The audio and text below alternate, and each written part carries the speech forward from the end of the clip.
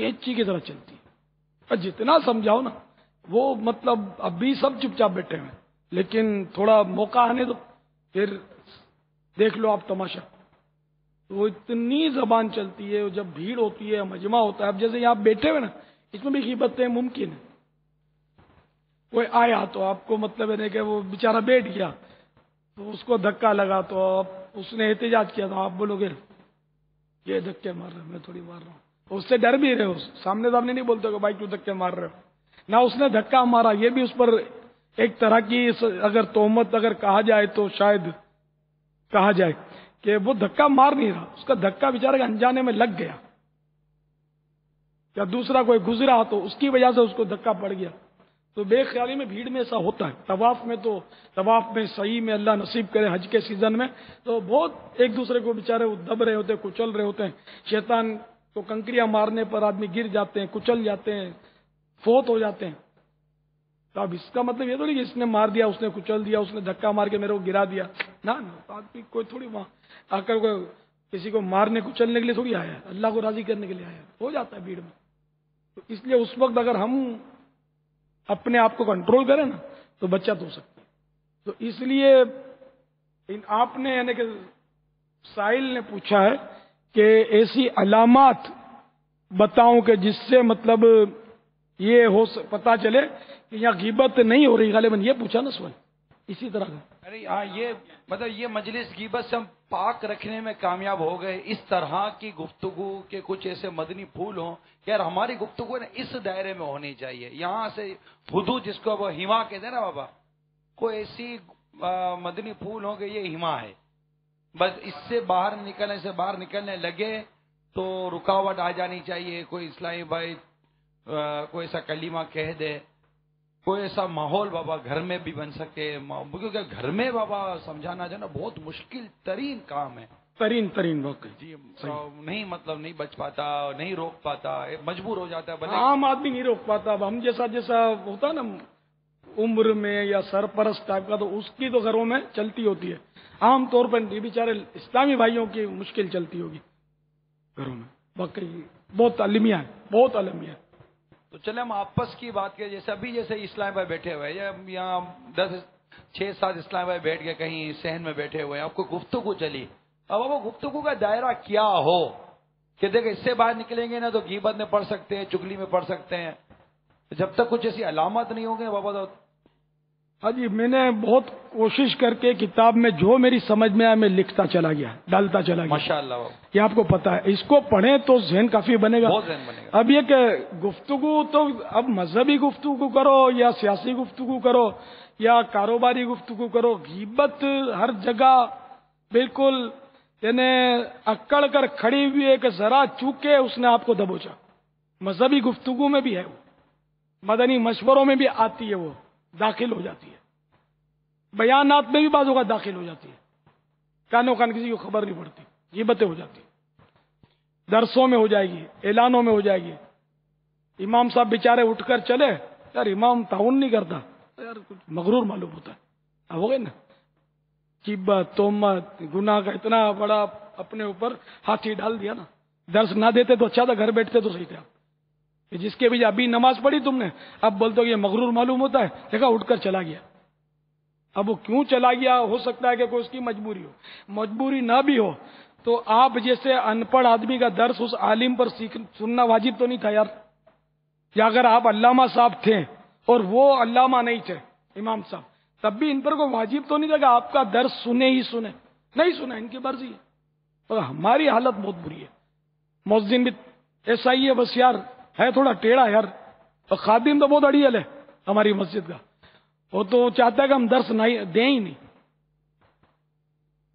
غیبت متولی ہم سے جلتا ہے. اب آپ کو پتا چل گیا کہ وہ متولی جلتا ہے. اس دن ہمارے سے مائک چھین لیا. مائک نہ چھینے تو کیا آپ کے گلے میں ہار پہنا دے مائک کا. 2.5 آدمی بیٹھے تھے اور آپ بولتے ہو مائک پر میں درس دوں گا، تو کہاں سے دے گا متولی آپ کو مائک؟ ہاں 1200-1500 اسلامی بھائی جمع کرو تو انشاءاللہ خود مائک دے گا. آپ نہ بولو گے تو بھی دے گا کہ نہیں بیٹے مائک پر بیان کرو تاکہ سب کو آواز پہنچے. 5, 7, 10, 12 اسلامی بھائی بیٹھے اور آپ بولو کہ میں مائک پہ بیان کروں گا تو متولی منع کرے کہ یار خواہ لوگوں کو بھی تکلیف ہوگی اس سے، اور بعض لوگ نماز بھی پڑھ رہے ہوتے ہیں، تلاوت بھی کر رہے ہوتے ہیں، تو آپ لوگ بغیر مائک کے وہ کونے میں جا کر بیان کرو. تو یقین مانے کہ وہ متولی بہت سلجھا ہوا آدمی ہے بیچارہ، بہت صحیح مشورہ دے رہا ہے کہ وہاں جا کے کونے میں بیان کرو. یہاں بیچارے تلاوت کر رہے ہیں، کوئی نماز پڑھ رہا ہے، کوئی نفلیں پڑھ رہا ہے، جس کو جماعت نہیں ملی وہ آ کر یہاں نماز پڑھ سکے. تم لوگ کونے میں دیا کرو درس.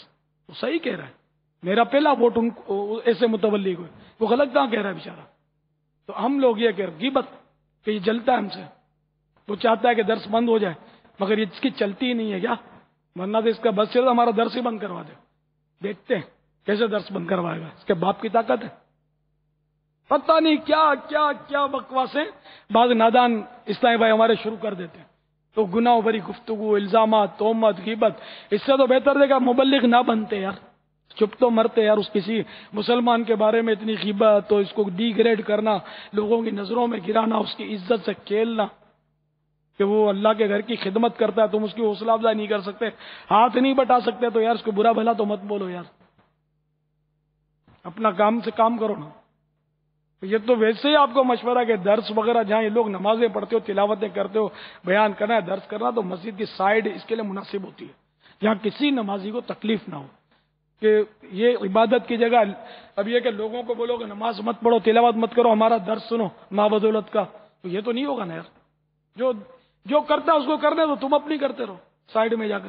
تو مائک کی بھی بالکل، اگر بولے کوئی تب بھی مائک مت لو ایسے موقع پر جب لوگ نمازیں پڑھ رہے ہو. تو میں آپ کو نہیں نعروں سے روک دیتا ہوں، بارہا روکتا ہوں، اشارے کرتا ہوں. کوئی نماز پڑھ رہا ہوتا ہے، کوئی تلاوت کر رہا ہوتا ہے، مگر بعض وہ دیوانے شروع ہو جاتے ہیں. تو موقع محل ہونا چاہیے. تو غیبت تو بس ایسی ہے کہ یہ مذہبی کام کرتے ہوئے، میں نے کہا نا مذہبی کام کرتے ہوئے غیبت ہوتی ہے. یار ہمارا امام لمبی بہت کرتا ہے یار، مائک چھوڑتا نہیں ہے. جمعے کو میں تو یار این ٹائم پہ جاتا ہوں، اب کیا کروں، خطبہ سننا ضروری ہے. خطبہ بھی بہت یار بہت لمبی کرتا ہے، خطبہ بھی آہستہ آہستہ خطبہ پڑھتا ہے. مائک پہ بولنے کا شوق بہت ہے ہمارے خطیب صاحب کو. اب یار کیا ہوگا آپ کا، بنے گا کیا یار؟ اتنی غیبتیں، اتنی برائیاں، اتنی بیچارے کی، مطلب اگر یہ خطیب صاحب کو سنے گا اس کا دل کے ساتھ دکھے گا کہ میرے پیچھے نماز پڑھنے آتا ہے اور میری اتنی برائیاں کرتا ہے یہ آدمی. تو اس لیے مہربانی کر کے ذہن یہ بنائیے، کوشش یہ کیجیے کہ تیسرے کے بارے میں اگر جب تذکرہ ہو، بھلے پلس تذکرہ کریں، اچھا تذکرہ کریں، تو پہلے غور کر لیں کہ یار کہیں میں اس میں کوئی مائنس تذکرہ تو نہیں آ جائے گا، نیگیٹو منفی تذکرہ تو نہیں آ جائے گا. تو سوچ سمجھ کر اگر بولنے کی اگر پریکٹس کریں نا تو شاید بچت ہو جائے. اگر نہیں ہے پریکٹس، نکل جاتا ہے منہ سے.